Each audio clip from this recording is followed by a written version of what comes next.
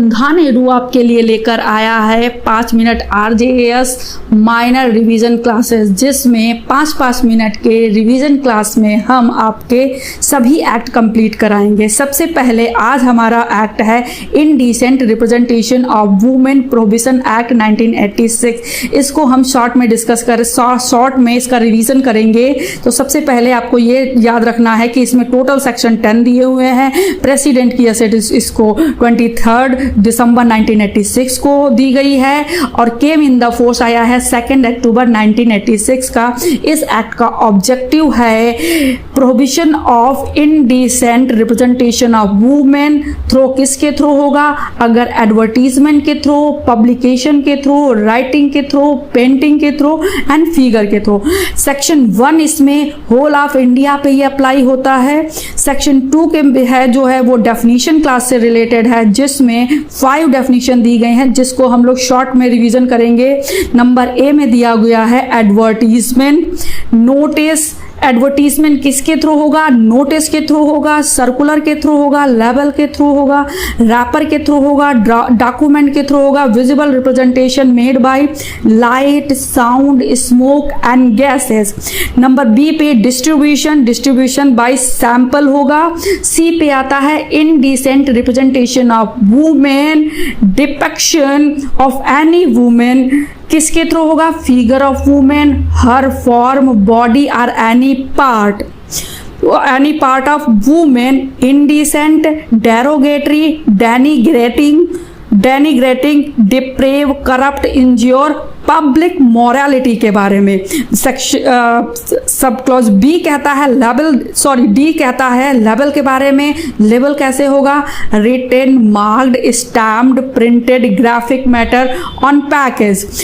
Subsection e कहता है package के बारे में। पैकेज में बॉक्स, कार्टून, टिन, कंटेनर्स सभी चीजें आएंगी। एक्शन नंबर 3 जो है वो एडवर्टीजमेंट को प्रोहिबिट करता है। किसके थ्रू?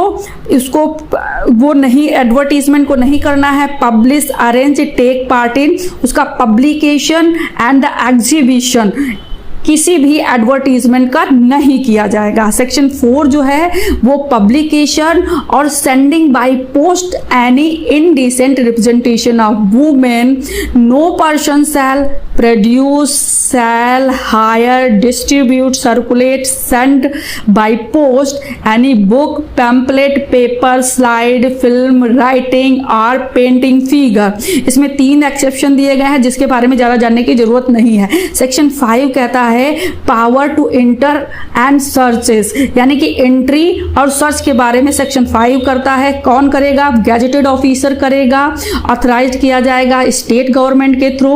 वो क्या कर सकता है? वो इंटर कर सकता है एनी प्लेस में इन रीजनेबल टाइम। नंबर 2 कहता है seize any advertisement contrary to this act. Third क्या कहता है? ये एग्जामिन कर सकता है रिकॉर्ड, रजिस्टर और डॉक्यूमेंट का।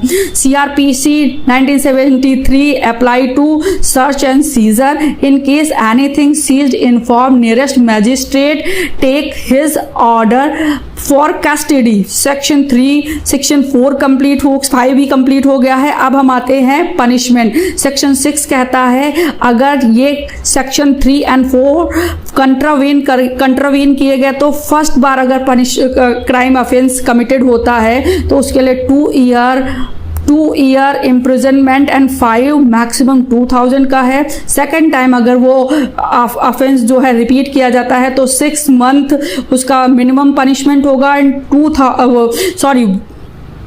1000 जो है उसके लिए फाइन दिया जाएगा। मैक्सिमम 5 ईयर एंड 1 लाख तक उसमें फाइन इम्पोज किया जा सकता है। सेक्शन 8 कहता है nature of offence cognizable and ये बेलेबल ऑफेंस है। सेक्शन 7 जो है ऑफेंस बाय द कंपनी के बारे में डील करता है, जिसमें कहता है कि कौन कौन पर्सन जो है गिल्टी होंगे। सबसे पहले officer in charge of the company जो होगा वो लायबल होगा ऑफेंस के लिए।